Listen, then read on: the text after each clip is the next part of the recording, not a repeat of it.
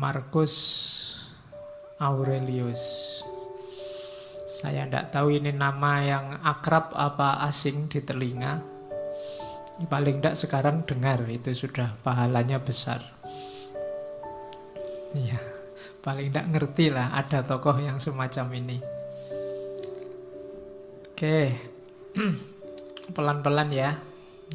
Belajar filsafat itu tidak boleh tegang.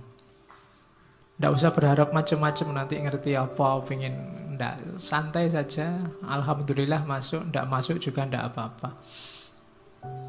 Berarti belum diizinkan.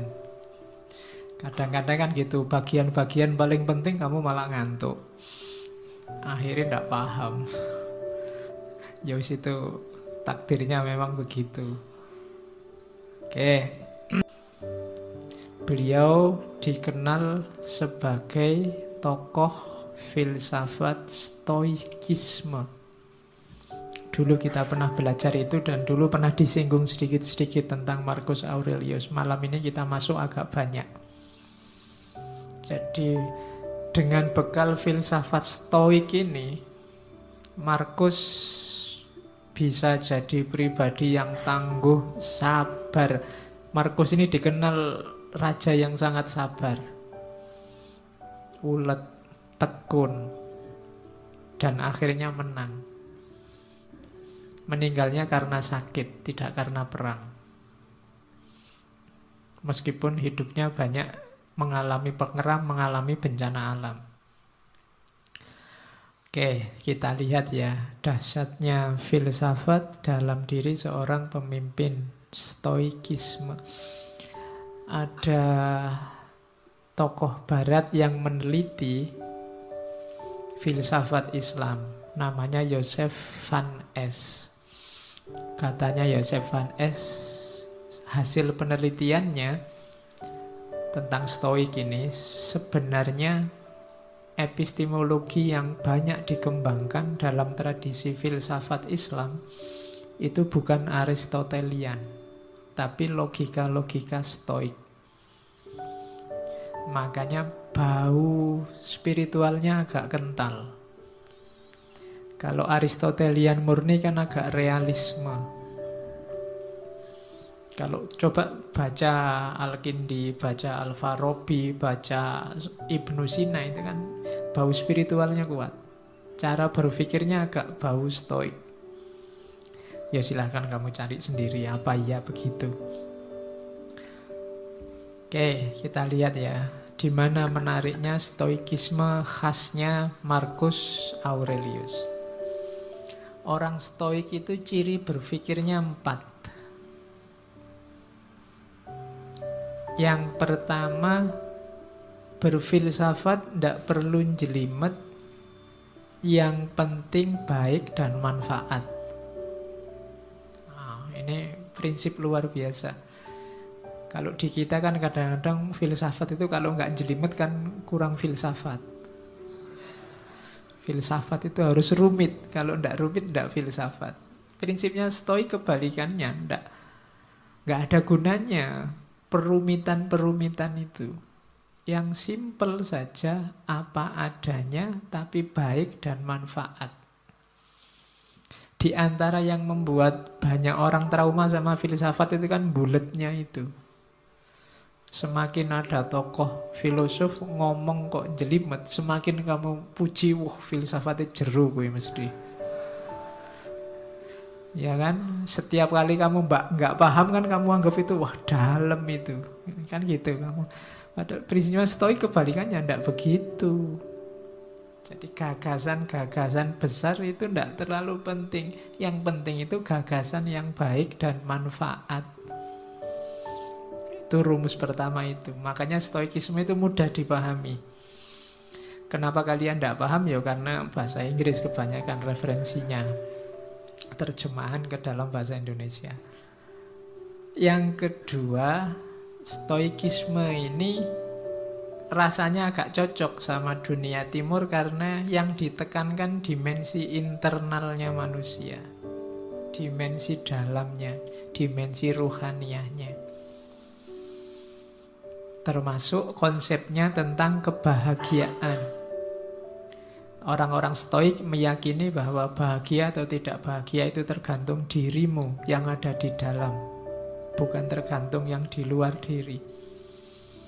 Kalau kebahagiaanmu kamu cantolkan pada yang di luar dirimu, percayalah kamu tidak akan ketemu yang namanya bahagia. Saya bahagia Pak kalau besok punya uang banyak. Kamu tidak akan ketemu-ketemu, karena begitu kamu dapat uang banyak, kamu pengen lebih banyak lagi. Kalau saya punya istri cantik Pak, mungkin kamu tidak ketemu bahagia karena yang lebih cantik dari istrimu besok pasti banyak. Ya mau kamu kawin, ya pas dikawini cantik, nanti lama-lama ya tua dan jelek. Yang lebih cantik pasti banyak. Kalau dasarmu hanya itu, kamu tidak akan ketemu-ketemu sama kebahagiaan. Kekayaan juga begitu. Maka katanya stoik, yang penting dimensi dalammu.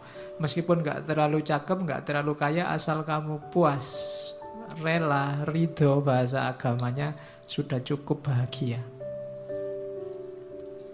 Oke. Kemudian orang-orang stoik punya pandangan bahwa alam semesta ini kalau dalam agama yang ketiga ini namanya sunnatullah.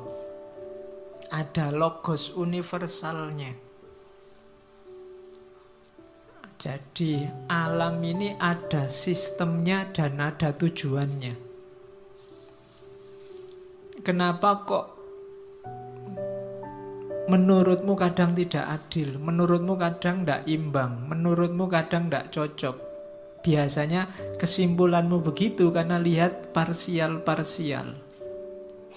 Karena lihat satu peristiwa demi satu peristiwa. Kalau kamu baca lebih utuh, lebih luas, sebenarnya semuanya ada skenarionya, ada sistemnya. Itu keyakinannya orang stoik.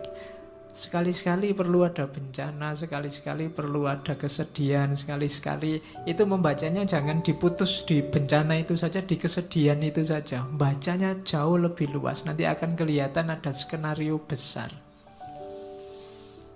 Ada aturan, ya kayak ada yang miskin, ada yang kaya. Itu kan ada main fungsinya sendiri-sendiri. Ada yang cantik, ada yang jelek. Itu semuanya kan ada struktur besarnya. Kalau cantik semua juga mungkin ada sunnatullah yang akan tidak jalan, jelek semua juga begitu. Oke, kamu sendiri yang bisa nyari contoh banyak. Terus yang terakhir berarti apa? Manusia itu tugasnya ya jalankan fungsimu sebagai manusia. Tidak usah terlalu banyak komplain, terlalu banyak protes, terlalu banyak rekayasa. Malah bulet sendiri kamu nanti. Malah bingung sendiri kayak Diogenes kemarin loh. Kenapa hidup kita susah? Kita sendiri yang bikin rumit. Jadi jangan dibulet-bulet, kembali ke yang alami-alami, yang natural-natural. Nah itu maunya orang-orang stoik. Manusia itu kan yang bikin rumit kan dirinya sendiri. Sebenarnya rumusnya hidup itu kan simpel. Kalau lapar ya makan, kalau ngantuk ya tidur. Kalian ngaji kok sambil ngantuk? Kan bingung, Pak saya ngantuk sekali Pak. Ya tidur. Kan simpel. Kamu sendiri yang bikin rumit. Gitu loh. Oke. Kalau enggak punya ya nyari.